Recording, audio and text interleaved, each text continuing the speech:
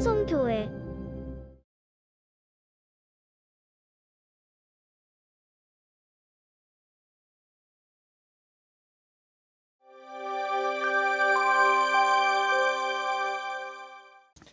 할렐루야, 할렐루야.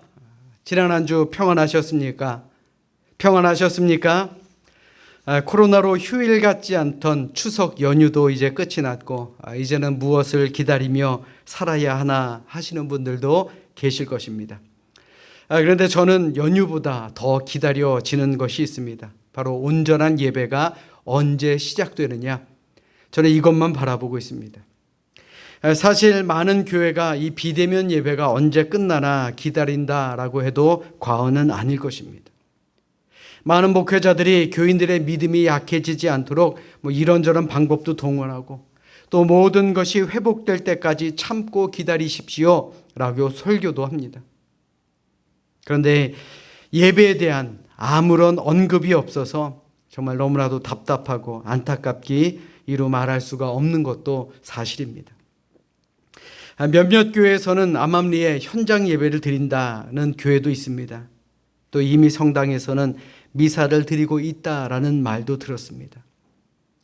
그런데 확실해지기 전까지 조금만 더 인내하기로 했습니다. 아마 한두 주 안에 예배에 대한 안내와 기사가 있을 것으로 보이니 우리 조금만 더 인내하시고 우리 조금만 더 기도할 수 있기를 바랍니다. 그동안 예배 자리에서 벗어나서 집에서 예배를 드려서 편하셨다 하시는 분들도 계셨겠지만 우리 이 현장 예배가, 이 예배 자리가 이제 허용이 되는 대로 더욱 예배를 위해서 최선을 다할 수 있는 우리 모두가 되시기를 주님의 이름으로 간절히 부탁드립니다. 우리 옆에 있는 분들과 이렇게 인사합시다. 이제 곧 온전한 예배가 드려질 것입니다. 그래, 우리 한 번 더 인사하겠습니다. 온전한 예배가 드려지는 그날 우리 모두 함께 모입시다. 그렇습니다. 온전한 예배가 드려지는 그날까지 우리 지치지 맙시다. 그리고 그동안 게을렀던 우리의 믿음을 다시 한번 끌어올릴 수 있는 우리 은혜의 날을 위해서 더욱더 기도하는 우리 모두가 되시기를 주님의 이름으로 축원합니다.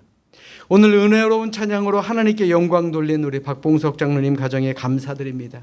이제는 함께 모인 예배의 자리에서 이러한 특송이 울려 퍼지고 더 나아가 그동안 긴 휴식을 가졌던 우리 찬양대의 찬양이 흘러넘치는 그런 은혜의 교회가 되기를 소망합니다.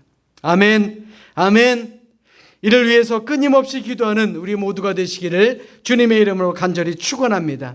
우리 이 시간 성경을 높이 들고 우리의 믿음을 고백합시다. 우리 성경을 높이 듭니다. 저는 예수 믿어 구원받았습니다. 저는 예수 믿어 하나님 자녀 되었습니다. 저는 예수 믿어 천국 백성 되었습니다. 하나님께서 선물로 주신 오늘 하나님 말씀으로 가르침을 받습니다. 눈을 열어 주의 법 안에 있는 놀라운 진리를 보고 깨닫게 하소서. 아멘으로 순종하여 하나님께 영광 돌리는 삶이 되게 하소서. 아멘. 고백한 대로 되시기를 주님의 이름으로 축원합니다. 지금 우리가 살아가고 있는 이 시대 21세기는 무한 경쟁의 시대입니다. 끊임없이 연구하고 또 끊임없이 노력하는 자는 살아남지만 조금이라도 방심해서 느슨하게 대처하면 곧바로 뒤처지는 그러한 시대에 우리가 살고 있다라고 해도 과언은 아닐 것입니다. 혹시 여러분들 휴대전화 중에 노키아 쓰시는 분 계십니까? 혹은 블랙베리나 소니 에릭슨 쓰시는 분 계십니까? 아마 우리 자녀들은 무슨 말인지조차 알 수 없을 것입니다. 생각해 보면요, 이전에는 많이 썼습니다.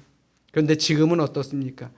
경쟁에 뒤처져서 지금은 아무도 쓰지 않고 있습니다. 사실 하나님을 믿는 우리 그리스도인들, 이런 경쟁 세상 속에서 살아가고 있기 때문에 크고 작은 갈등을 겪게 됩니다. 살아남기 위해서 눈에 불을 켜고 다른 사람과 경쟁을 해야 되는데 성경을 보면 마치 그러면 안 된다라고 말씀하는 것 같기 때문에 그렇습니다. 특별히 이번 코로나 사태로 우리 자녀들을 두신 부모님들은 더욱더 걱정이 많으실 겁니다.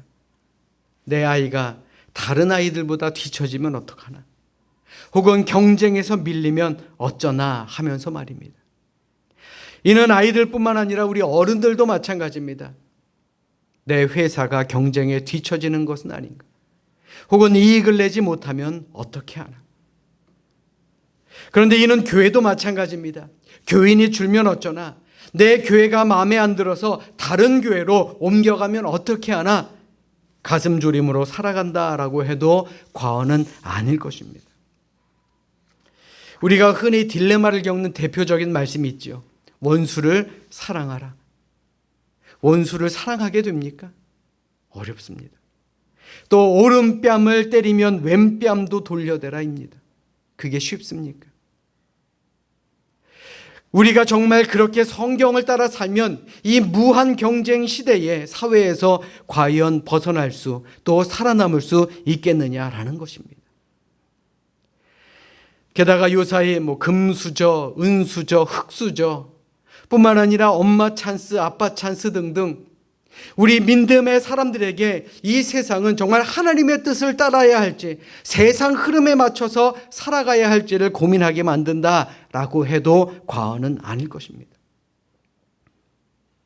언제부터 우리가 이러한 걱정을 하며 살았는지, 얼마 전 한 흥미로운 영상을 본 게 있어서 여러분들과 함께 공유하려 합니다. 영상 함께 보시겠습니다. 석현아 혹시 금수저, 흙수저 이런 말 들어봤어? 아니요. 안 들어봤는데. 아니요. 오늘 처음 들어봐요. 금수저, 흙수저? 그런 건 안 들어봤어요. 강민이는 금수저, 흙수저 이런 거 알아? 네. 네. 네. 네. 알죠. 어떤 말이야? 약간 금수저는 돈이 많고 돈 많은 애들이고 플렉스하고 좋은 것을 가지고 태어난 사람? 이거 흙수저는 돈 없고 못 쓰는 사람. 태어날 때부터 돈 하나도 없던 사람. 똑같은 옷을 여러 번 입고 운이 나빠서 되게 안 좋은 것들을 가지고 태어난 사람. 그런 개념을 언제 알게 됐어? 어쩌다 살다 보니까. 웹툰을 보면서 유튜브에서 들었어요. 도덕 시간이었나? 금수저, 동수저, 흙수저 이렇게 한번 나왔었어가지고 그때 한번 제대로 생각했던 것 같아요. 그럼 준석이는 어느 쪽인지 생각해 본 적 있어? 저 딱 보통 수저. 동수저? 중간. 중간? 보통이라고 생각하는 것 같아요. 언제 그걸 느끼게 됐어? 집 봤을 때? 친구 집 놀러 갔을 때? 집이 어땠는데? 막 복층이었는데 완전 넓었어요, 진짜. 완전 넓고 방도 많고 되게 비싼 집이었어요. 걔네 집 진짜 넓고 게임기도 뭐 다 있고 용돈 차이로? 친구들이 10,000원, 20,000원 받기 시작했던부터 와 부럽다 이 생각 들고. 잘 사는 친구들은 막 좋은 거 막 쓰고 그 좋은 게 뭐야 예를 들어서? 맥이나 디올 그런 거. 그럼 살면서 네. 돈이 없다고 느껴본 적 있어? 아니요. 부족함을 느껴본 적 있어? 아니요. 아니요. 못 느껴봤어요. 한 번도? 네. 부족함? 없어요. 없어요. 그러면 석현이 집은 잘 살아? 네. 잘 살긴 잘 살아요. 왜 잘 산다고 생각해? 집이 있으니까. 사랑이네 집은 잘 사는 것 같아? 못 사는 것 같아? 잘 사는 거요. 왜? 그냥 내 집이니까.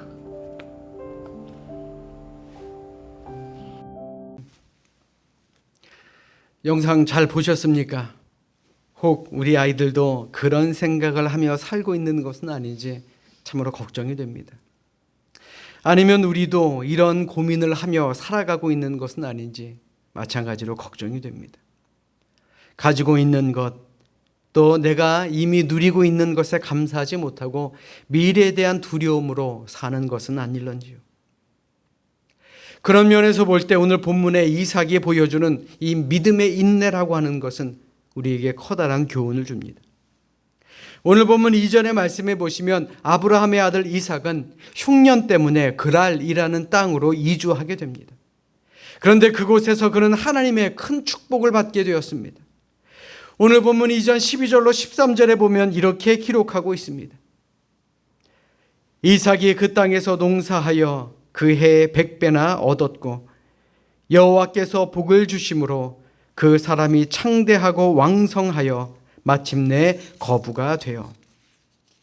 성경의 말씀처럼 이삭은 농사를 지어 100배의 수확을 거두어 드리게 되는데 사실 이것은 보통 일이 아닙니다. 왜냐하면 그때는 흉년이 든 때였고 그랄이라는 땅은 농사를 짓는 땅이 아니었기 때문에 그렇습니다.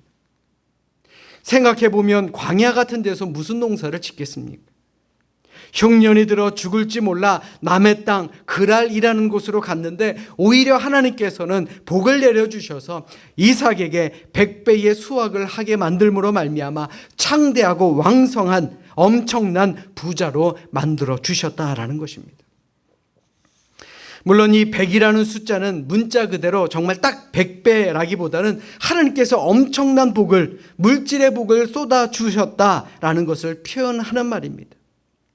그래서 14절에 뭐라고 기록되어 있습니까? 양과 소가 떼를 이루고 종이 심히 많음으로. 이삭은 양과 소와 종들이 엄청나게 많았습니다. 목축을 해서 크게 성공했다라는 것입니다. 농사를 지었고 목축도 했습니다. 그런데 농사도 잘 됐고 목축도 잘 됐습니다. 이렇게 될 수 있었던 비결이 과연 어디에 있었겠습니까? 오늘 보면 12절 말씀 보십시오. 여호와께서 복을 주심으로. 하나님께서 복을 주셨기 때문에 그는 이 모든 것이 가능했다라는 것입니다. 물론 우리가 이 세상에서 경제적으로 풍성해지고 돈을 잘 벌고 사업이 성공하고 직장에서 승진하고 또 성공해서 좋은 학교에 가는 것, 이것이 무조건 하나님이 주시는 복이라고 할 수는 없을 것입니다. 그러나 하나님의 뜻에 순종하는 사람에게 하나님께서는 분명 넉넉한 삶을 허락하여 주신다라는 것은 사실입니다.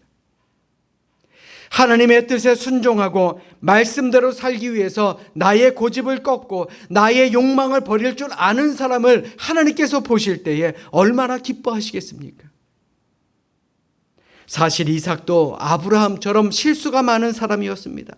완벽한 사람이 아니었습니다. 게다가 이삭은 자신의 계획이 있었습니다. 자기가 살던 그랄 땅에 가뭄이 들자 그는 애굽 땅으로 가려고 했습니다.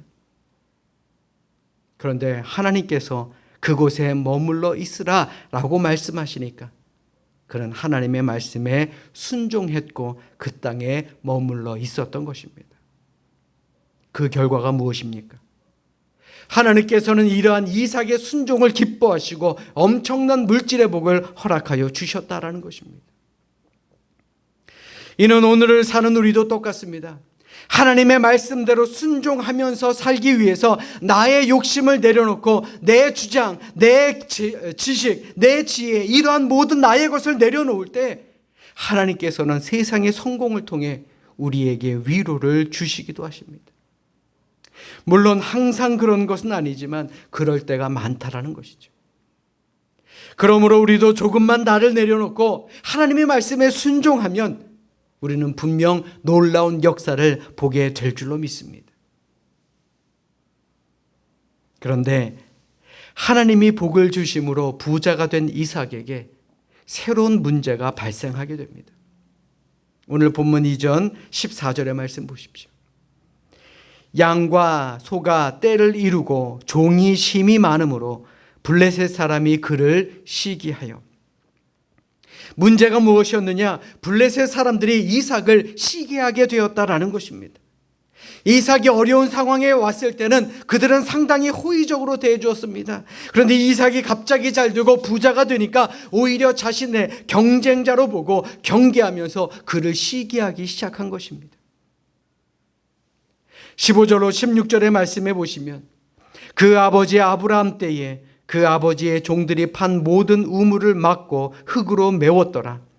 아비멜렉이 이삭에게 이르되 네가 우리보다 크게 강성한즉 우리를 떠나라. 살다 보면 제일 억울한 게 그런 거 아닙니까? 나는 아무런 잘못이 없습니다. 내가 그들에게 피해를 준 것도 아닌데 네가 나보다 잘 됐으니까 나가라, 이 말입니다. 한마디로 기분이 나쁘다라는 것이죠. 실제로 우리가 살아가는 세상 속에 사람들과의 관계 사이에서 생기는 문제들을 보면 의외로 합리적이고 논리적으로 진행되는 일보다는요, 감정으로 진행되는 일들이 상당히 많습니다. 그러니까 쉽게 말해서 기분이 나빠서 관계가 나빠지는 경우가 굉장히 많다라는 것입니다. 이삭이 그랬습니다. 부자가 된 것이 문제였다라는 것입니다. 그래서 억울하게 쫓겨나가게 된 것입니다. 그러니 얼마나 억울하고 서러웠겠습니까? 이삭의 입장에서 한번 생각해 보십시오. 상당히 당황스럽고 이해가 안 갔을 것입니다. 하루아침에 갑자기 복을 거두어 가시는 것처럼 느껴지는 그런 상황이었을 것입니다. 과연 하나님이 살아 계시는가 하는 의심도 들 때가 바로 이럴 때가 아니겠습니까? 여러분들 잘 들으십시오. 하나님은 우리에게 분명 복을 내려주십니다. 이것은 분명한 사실입니다. 그런데 한 가지 분명한 사실은 우리가 이 세상에서의 물질적인 풍요와 성공에 취해서 거기에 집착하면 인생이 망가지기 때문에 우리의 인생이 그렇게 망가지고 무너지지 않도록 하시기 위해서 하나님께서는 우리에게 적절한 시련도 함께 주신다라는 사실입니다. 당연히 우리는 모든 것이 잘 되고 가는 길이 평탄하기를 원합니다. 내 삶 앞에 아무런 문제도 없고 그저 탄탄대로만 있기를 원합니다. 자녀들도 마찬가지입니다. 모든 것이 잘 되고 남들보다 뛰어나기를 바랍니다. 그런데 오히려 그것이 우리에게 독이 될 수 있다는 사실을 기억하며 살아야 하는 것입니다. 항상 편안하고 항상 물질적으로 풍요로우면 좋겠지만 그렇게 될 때에 오히려 타락하게 되는 것 아니겠습니까? 그래서 이런 말이 있죠. 실패를 이기는 사람은 많아도 성공을 이기는 사람은 극히 드물다. 사랑하는 여러분, 하나님은 우리가 잘 될 때에 세상에 집착하지 않도록 만들어 주시는 분입니다. 그것이 하나님의 사랑입니다. 그런데 이러한 사랑이 놀랍게도 어떻게 나타나는가 하면 주변 사람이 나를 괴롭히는 식으로 나타날 수도 있다라는 것입니다. 이상하게 괜찮았던 사람이 시비를 걸고 좋았던 관계가 나빠지는 일로 나타나기도 합니다. 심지어 가족들 사이에도 안 좋아질 수도 있습니다. 그럴 때 과연 우리는 어떻게 생각해야 할까요? 그 사람의 문제가 아니라 하나님이 나를 사랑하셔서 내가 타락하지 않도록 막아주시는구나, 이렇게 생각할 수 있기를 바랍니다. 이웃과의 갈등이 있습니까? 오히려 하나님이 나를 너무나도 사랑하시는구나, 이렇게 생각하시고 빨리 하나님께로 돌아올 수 있는 우리 모두가 되어야 할 줄로 믿습니다. 이제 이삭에게는 두 가지 선택이 있습니다. 그랄 사람들과 맞붙어 싸우든지 아니면 그곳을 떠나든지입니다. 과연 이삭은 무엇을 선택했습니까? 아니, 여러분들이라면 과연 무엇을 선택했겠습니까? 오늘 본문 17절의 말씀은 우리 같이 함께 읽도록 하겠습니다. 우리 17절 말씀입니다. 함께 읽습니다. 시작. 이삭이 그곳을 떠나 그랄 골짜기에 장막을 치고 거기 거류하며, 사실 이때는 아직 흉년이 끝나지 않았기 때문에 이삭은 그랄 지역을 벗어날 수 없는 그런 상황이었습니다. 그래서 이삭은 그랄 지역을 완전히 벗어나는 대신에 도시를 떠나서 한적한 골짜기로 가게 된 것입니다. 사실 100배의 결실을 얻은 그 일을 포기한다는 것, 목축과 경작을 포기한다는 것이 결코 쉬운 일은 아니었을 것입니다. 그러나 계속 그렇게 하면 그랄 사람들과의 충돌을 피할 수도 없었습니다. 그래서 이삭은 낙심하고 분노하고 원망하고 좌절하는 대신에 옛날에 아버지를 따라다니며 팠던 그 우물들의 위치를 기억해내서 다시금 파게 되었습니다. 그 결과가 무엇이라고 성경은 말합니까? 오늘 본문 18절로 19절의 말씀 함께 보겠습니다. 그 아버지 아브라함 때에 팠던 우물들을 다시 팠으니 이는 아브라함이 죽은 후에 블레셋 사람이 그 우물들을 메웠습니다. 이삭이 그 우물들의 이름을 그의 아버지가 부르던 이름으로 불렀더라. 이삭의 종들이 골짜기를 파서 샘 근원을 얻었더니. 아멘. 사실 아무것도 없는 사막과 같은 그러한 땅에서 샘을 파서 물이 나오는 것도 기적이지만 더 큰 기적은 다음에 일어나게 됩니다. 오늘 본문 20절의 말씀 우리 같이 한 목소리로 읽겠습니다. 함께 읽습니다. 시작. 그랄 목자들이 이삭의 목자와 다투어 이르되 이 물은 우리의 것이라 하매 이삭이 그 다툼으로 말미암아 그 우물 이름을 에색이라 하였으며. 또 21절 말씀도 같이 읽겠습니다. 함께 읽습니다. 시작. 또 다른 우물을 팠더니 그들이 또 다툼으로 그 이름을 신나라 하였으며. 아멘. 여기에서 우물에 붙인 이름이 매우 흥미롭습니다. 에색이라는 말은요, 바로 다툼이라는 뜻입니다. 그리고 신나라는 말은요, 반대 혹은 대적함이라는 뜻입니다. 이삭이 우물의 이름을 정한 것을 보면 첫 번째 우물에 와서 시비를 거니까 이것이 다툼이구나 하고 에색이라고 이름을 지었고, 그 다음에 또 와서 행패를 부리니까 이것이 대적함이구나, 그래서 신나라고 이름을 지은 것입니다. 그런데 이삭은 거기에서 싸우지 않았습니다. 그가 비겁했거나 비굴했거나 힘이 없어서가 아니었습니다. 그가 받은 하나님의 뜻이 있었기 때문에 그렇습니다. 그래서 계속 여기로 저기로 옮겨 다닐 수 있었던 것이죠. 결국 끝까지 인내해서 승리할 수가 있었습니다. 이것이 바로 우물의 기적이었다라는 것입니다. 결국 그에게 주신 하나님의 은혜, 하나님의 축복은 무엇이었습니까? 오늘 본문 22절의 말씀 보십시오. 이삭이 거기서 옮겨 다른 우물을 팠더니 그들이 다투지 아니하였으므로 그 이름을 르호봇이라 하여 이르되 이제는 여호와께서 우리를 위하여 넓게 하셨으니 이 땅에서 우리가 번성하리로다 하였더라. 아멘. 우물이 넉넉해지니까 그날 사람들도 더 이상 이삭에게 시비를 걸지 않게 되었습니다. 하나님이 함께 하시는 사람이니 저렇게 우물을 파는 족족이 물을 주시는구나 생각하게 만들었다라는 것입니다. 이것이 바로 하나님의 기적입니다. 그런데 만약 이삭이 이전 우물을 두고 그날 사람들과 감정적으로 참지 못하고 폭발하고 싸웠다면 과연 어떻게 되었겠습니까? 이삭은 모든 것을 다 빼앗기고 잃어버렸을 것입니다. 왜냐하면 그들이 원한 것이 바로 그것이었기 때문에 그렇습니다. 사실 우물을 빼앗으면 덤비지 않을 사람이 어디 있겠습니까? 그래서 감정을 건드려 화를 내어 싸우러 나오게 만들면 그때 박살을 내겠다는 겁니다. 그래서 시비를 거는 것이죠. 그런데 이삭은 어땠습니까? 그 싸움에 말려들지 않았습니다. 자신의 길을 가게 되었습니다.